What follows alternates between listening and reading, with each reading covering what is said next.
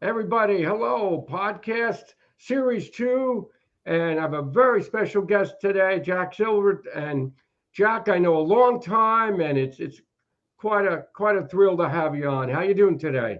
Oh, I'm doing great, Dennis. And no, I am honored to be on. This is like the hottest podcast in the land. There you go. Yeah, Jan Hewling, great beat artist. Right.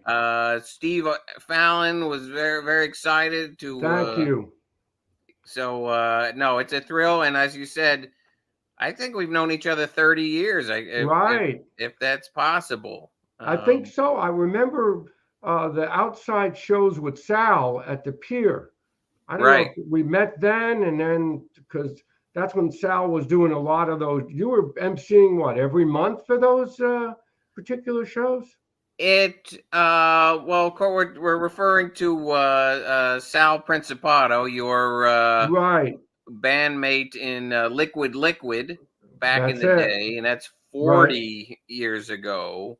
Wow. Unbelievable. And then I met him in the early 90s working at Scholastic. We both Okay. worked in the magazine division. Oh, okay. Um, and Scholastic was like the show Taxi, where everybody was something else. Somebody was a singer, somebody was an actor, How about somebody was a that? dancer. Except old Alex Rieger, he was just a cabbie, you know. That's funny. Oh man, that's hysterical. But Sal said he was putting on these shows, and I think I attended one of them, and it was great. And then Right. I said, you know what, I do a little comedy MC kind of stuff, and Right. he invited me to do the next one, which I think was a an indoor event. But soon enough developed this what was called the Sunset Series, Okay. uh, and you wouldn't know it now to be on the west side of Manhattan, because they've really made the Hudson piers very nice. Right. But at this point, 25 plus years ago, uh, they were in disrepair, Oh man. and Right. but the Parks Department wanted to get things happening and to renovate those piers. So there was a little bit of, not a lot of money, not a lot of Yeah. money at Right. all, but a little bit of money. So Sal was able to get support from the Parks Department, Oh, okay. and we'd be, yeah, it would be either, once a month. We'd get a set number of dates during the summer, and go out on, very random That's piers. funny. We Right. were out by the Intrepid one time. We were, all the way in, Tribeca, anywhere. Oh, okay. Uh, and I wore my red tuxedo jacket, and a lot of fun, and a lot of, diverse sorts of music. And of course, your other project was Sal, Fist of Facts, That's right. I remember was that. Yeah. a return guest, repeated guest Right. there. I didn't know that you changed locations on the pier. I thought maybe it was one spot. No, I no, didn't no, realize no, because that. they wanted to showcase all the different areas that they were going to Oh, renovate. Yeah, we were. It was, that's unbelievable. And you uh, had some great world music guests too. I mean, you had people from all over the place. I mean, Jamaica, African music. Yet Sal really knew how to do a multicultural event. it. Oh, and how, Dennis? Yeah, Yeah, like I don't know how he got these people, but I was he coming found from them. I was coming from the very white world of, like, college radio at that time, which, I love that music. Right, But Sal really helped open my eyes to, from the islands, from Africa, from right. uh, there was a woman, Grace Check, who did what they call early music. I'd never heard of it before, Yeah, about but that. But it was something unique, and I don't know how he found these people, but he always was interested in that kind of music, and especially came out. And you were a fantastic MC. You still are. that's one of my favorite things to do, and I always with Sal, and again bringing in, I thought my role was, all right, the audience is maybe not going to be as familiar with this sort of whether it's Ayao, Yeah, or Tough Nutch or whatever, that's Norman funny. Riley, Underground Streets. My job was kind of to be the buffer, kind of make it say, hey, this is okay. This is just give it a chance, and we'll kind of discover it together. And if something was extra weird, I would point that out. Yeah. Hey, why not? And then you did something with food too, right? Didn't you do like on his? Did he made food, and then did you speak over that? This Those this the was a number of years late. oh my gosh. His the singing with my mouth full vegan pod class. Oh my gosh. Oh, that's hysterical. And I was the announcer for Right, I that. remember that. And that, and again, Sal and I have teased each other over the years about our respective diets. I'm sure. Sal's definitely. I learned the word macrobiotic from Sal again, 30 years ago, and he's always like, any green on your plate? Is there Oh any? yeah. So for me to be the involved in a vegan pod class was kind of fun. Yeah, especially because you like a lot of regular Jersey food, right? I Pizza like and meatball parm. there you You go. know, I have a friend who moved out to Indiana and he's hurting. No pizza places, no oh pork no, roll, no sub sandwiches. It's like 40 miles from Indianapolis and oh, it's that's the rough. middle of nowhere. And when you're from New Jersey, you're used to such diversity of food and you get spoiled.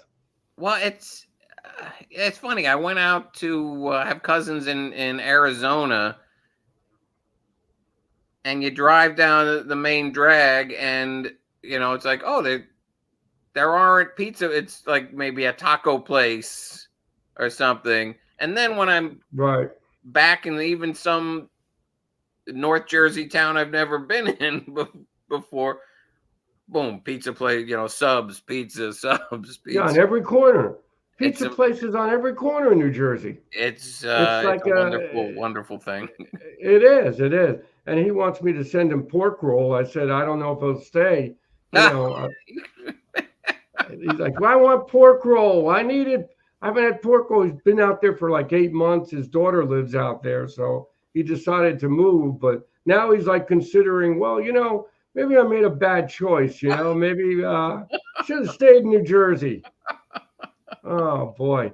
So you see a lot of bands. What is there? What do you see out there as music goes these days? Is it a lot of good groups out there? A lot of not There's so good? there are always, I think, at any time, and a lot of people say, oh, music was better when I was young, and I think that's kind of normal that people kind of stick with the music from Right. their teen Of years or their course. their early 20s, but there's always great new music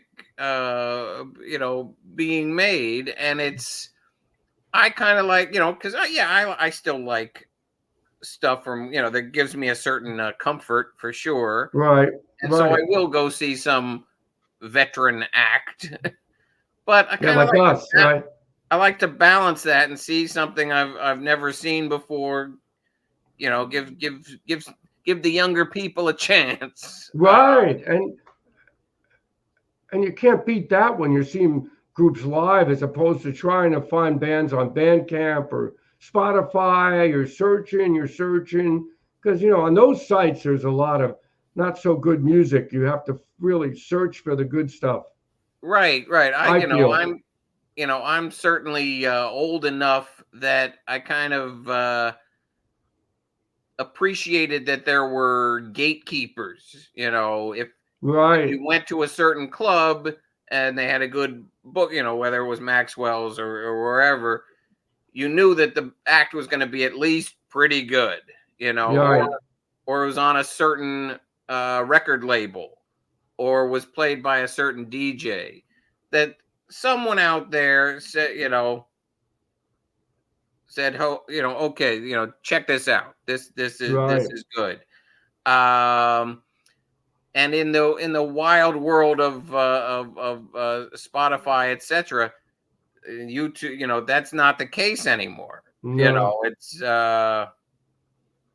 so yeah, maybe I'm doing it in an old-fashioned way, but I would, if I go to a club and there's four bands, maybe there'll be one that I really like, and that's great. That's fantastic. Right. That makes the night. Yeah, absolutely. And, that's what's good to see. And you're out there seeing a lot of groups, and I think now kids have a short attention span, especially on the phone. I mean, there you're going through songs every 30 seconds, a minute, while an artist takes so long now, especially with our generation, to create a record and put it in a certain order that you're going to listen to the whole record and get a feel for what the artist was trying to do. And again, I, I keep feeling more and more old-fashioned, but I value that process so much from Right. writing a song, the lyrics, matching lyrics with music, recording it, getting it produced, mastered, mixed, Yeah. finding distribute, that I want to pay money for, I do like Bandcamp a lot where, you like something, you pay for it. Right. Right. That makes And sense. I still like to, I love reading liner notes because that's how I've learned about so much music, Right. Uh, a guest artist on one record, I'm like, oh, who's that? Let me check out their music. Or this Yeah. this producer worked with this other act. I've learned so much Oh, that way over the sure. years. Well, Um, we all read the liner notes, who was the producer, what the instruments were, what they played. You would see some of these prog records where there's like 5 or 6 keyboards that they would mention. right, right, right. Roland, this Mellotron, and you get, wow, there's a lot of stuff on here. This guy's playing. And then the artwork back then, it's still good artwork, but there was some amazing artwork during that 70s period. Absolutely. So it was really good. So what about your, do you still do the storytelling at the fire department? That's a sensitive question, Dennis, Okay. and we're gonna get to the bottom of it, you and I, right Uh-oh. now. Uh-oh. Uh, Let's hear it. but Uh-oh. that was something I'd say ever since leaving Scholastic and I started working at home, I had more free time, not commuting and whatnot. So I Right. started getting a lot more involved in the community and volunteering with the museum, Hoboken Historical Museum, the public library, That's fantastic. WFMU a little bit. Right. Um, That's a tough one. That's a tough one. but uh, and what your viewers and listeners may not know from this little video box There you go. is I about 7 years ago I became disabled. which Right. was I remember that. that was a fine how do you do. Oh, so And so I walk with I'm a double amputee.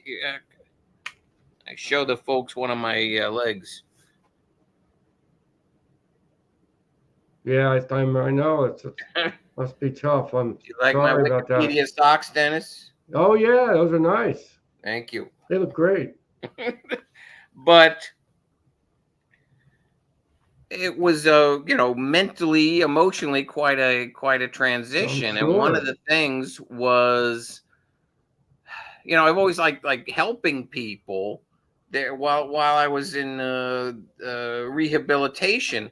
Hmm. I was in a wheelchair and a woman came by and dropped some paper, and my everything in me is like, pick up the paper, Right, hand it back. right. And I couldn't, and that was really depressing to me. Wow. And I started, I was like, oh, all this stuff, like, this volunteering and with the community emergency response team, I won't be able to do that anymore. But I think that's kind of natural in overcoming something. You start out thinking of all the negatives, Right. like what I can't do, what I won't. And then as you get in a better frame of mind, it's more about, well, what can I still do? Um, and so for me, I was like, oh, they do story time. Uh, that's something I could just sit in a chair and Right. read to kids, which is something I did a little bit at Scholastic over the years. But here's the thing right now, Dennis. So that had been before the pandemic. It was like weekly at the Right. Hoboken Fire Museum. Uh, then it's been monthly, but now the fire museum, they say they've been renovating it. Okay. Hmm. The Association of Exempt Firefighters. Right. Um, I don't see any renovations happening. Oh, This is boy. Jersey. I'm familiar with construction sites. Oh yeah. And my ex-brother-in-law, Butch, this doesn't look like a construction site. So Hmm. I need that fire museum reopened, or That's right. I need to find maybe a new location to do story time, because I miss it. I miss it a lot. It's such an achievement to see you out all the time, with this handicap. And it's really, other people should look and say, they can do it too. If you can do it, and you're such a, amazing person to get out there all the time. You're not just sitting home weeping about it. Hey, I don't have my legs. I'm going to do this. And you are amazing, Jack. I got to Ah, tell you, ah, you are. shucks. Ah, Come on, shucks. you That's are. all I have to say on that, Dennis, is ah, shucks. No, I Yeah, would there you say go. I'd say there's kind of two factors there, and one on the, like, being inspirational, or Yeah, you are. I don't know about that, but we all face problems, and especially as we get older, something's gonna, whether it's professional, romantic, physical, Right. you're gonna face some kind of, totally unexpected thing. And it comes down to, you have a choice. Okay, I give up. Right. Right. Which is easy to do. It's easy, and I don't look down on that anymore, because Okay. it is so much harder to say, you know what, I'm gonna carry on. For me, I was 47 years old. I'm like, well, I probably have, enough time left that I should learn how to walk again. Right. Then I had to get hand controls installed in my car, and that was huge in terms Wow. of, I doubt that. now I can easily go down to Asbury Park, or Right. Right. That's Metuchen, a or big wherever the deal. music is, Montclair, New Jersey, Garwood. What? I'm going to mention that. I'm going to bring that up now that you bring it up. There is something coming up called the Ragtag Lounge. And when you spoke to Brad about it, he put it together again. It's going to be July 3rd. You're the MC.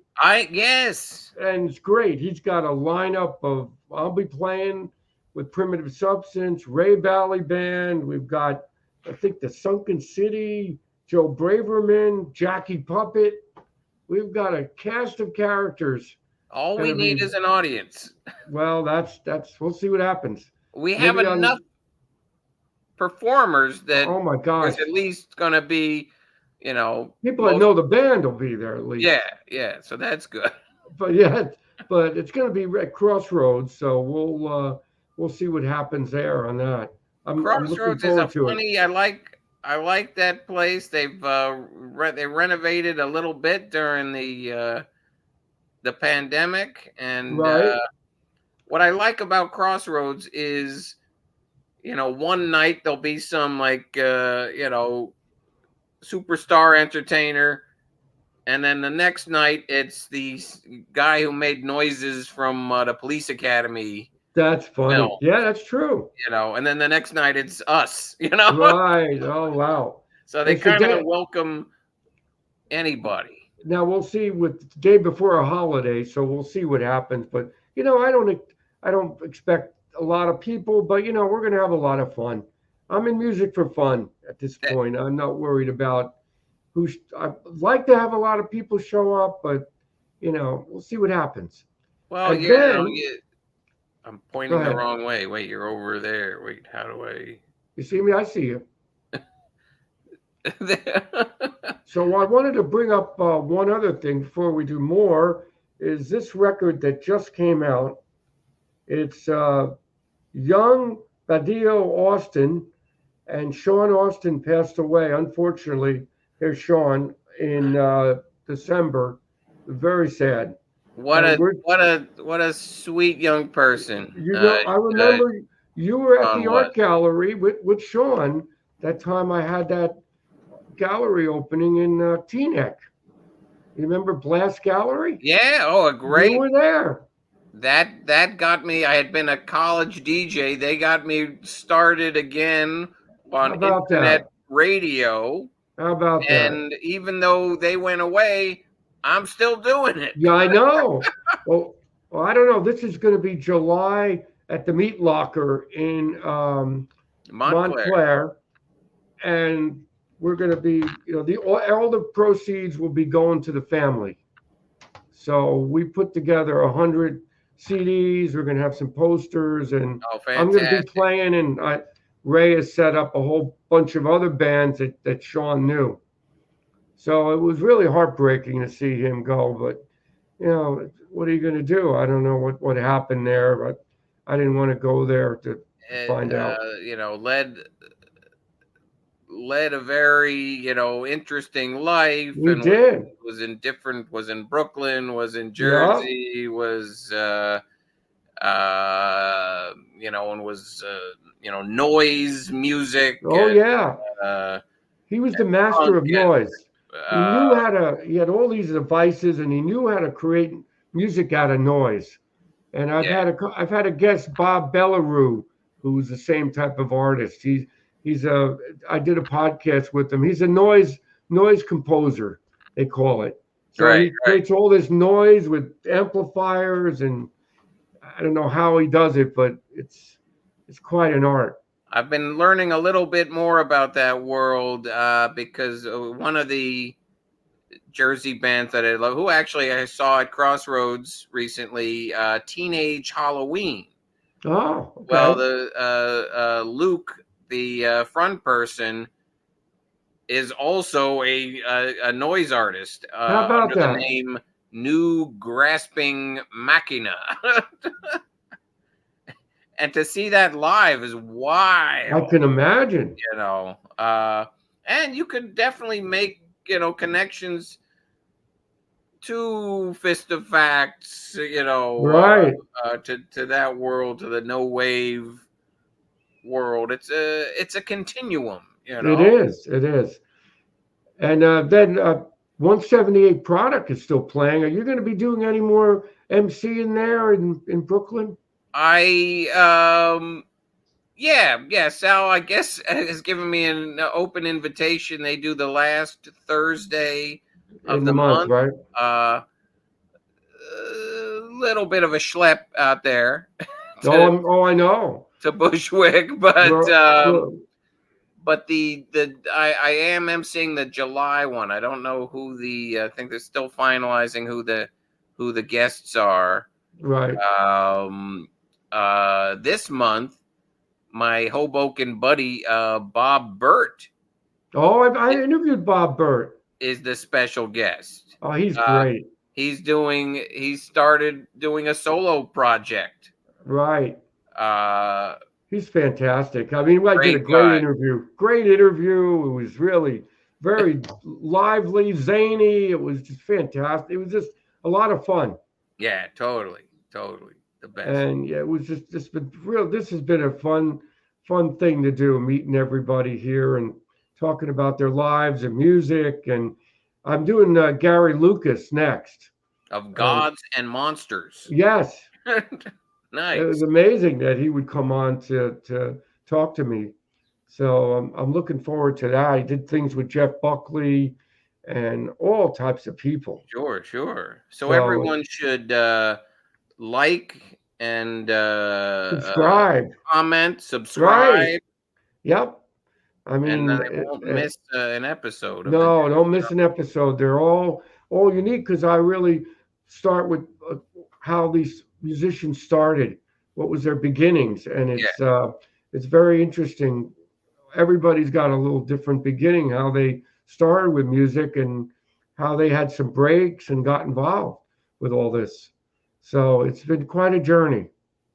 and I think in something you hit on before, and sort of a commonality is, again, we're not talking about like stadium filling No, musicians, but again, we're old enough that we've seen people stick with it because they love doing it, and whether there exactly. are three That's right. people in the audience or 30 or 100, it almost doesn't matter, No, and it's just the fun of doing it, of trying new things.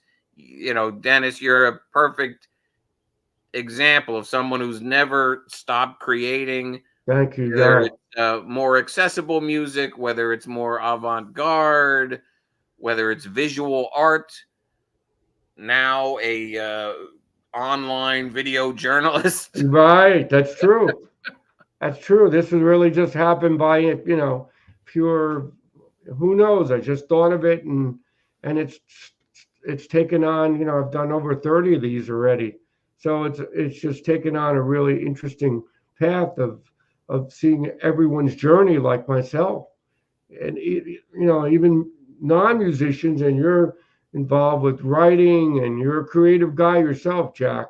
So you've I been like part of a I like to lot of keep things. myself busy. Yeah. So you keep yourself definitely busy.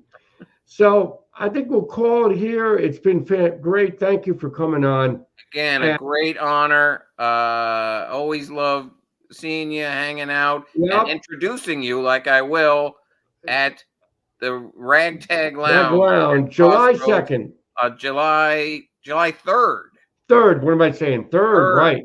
3rd. Can't forget that. And anyway, I'll see you then. And everybody out there, come on out to Crossroads. You can meet Jack and the whole crew of the Ragtag Loungers. All right, Jack. Great seeing you. Love Have you, a buddy. great day. All right, Take you too. care. Bye bye. Bye. See you.